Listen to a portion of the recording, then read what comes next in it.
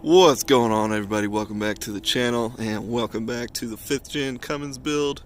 And as you can see, she's sitting a little higher up, so we ended up going with 4.5-inch lift, and I did kind of a hybrid kit. So the overall lift was a ReadyLift system, which is a spacer kit. And with that, since this road's so harsh, I decided to, instead of use the relocation brackets, I upgraded to some rough country shocks.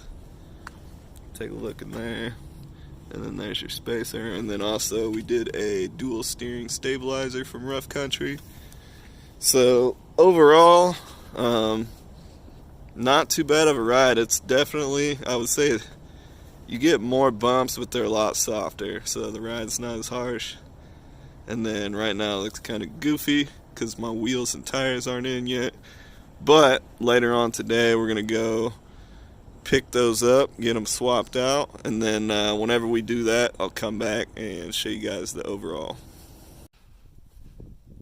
Alright, so we're back a couple days later. We got the wheels and tires put on. You can definitely tell the difference just looking at the front profile. And then you go lower. See the steering stabilizer on there. You got a couple inches of poke on each side. And as far as the wheels go, I ended up going with a TIS 547 MB, I believe.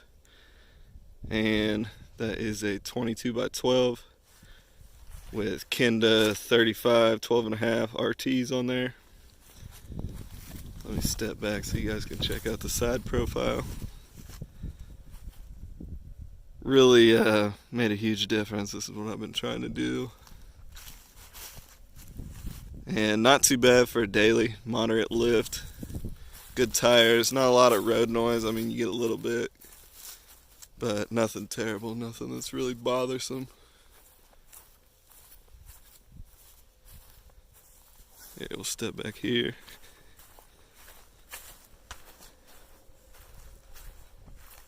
And then eventually we're going to put OE style fender flares on here. So there's your rear profile. And then once again it goes really well with the green, the olive pearl metallic.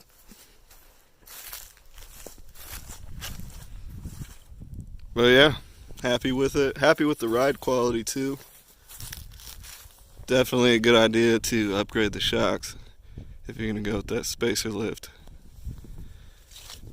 But just want to keep you guys up to date. If you have any questions, let me know in the comments.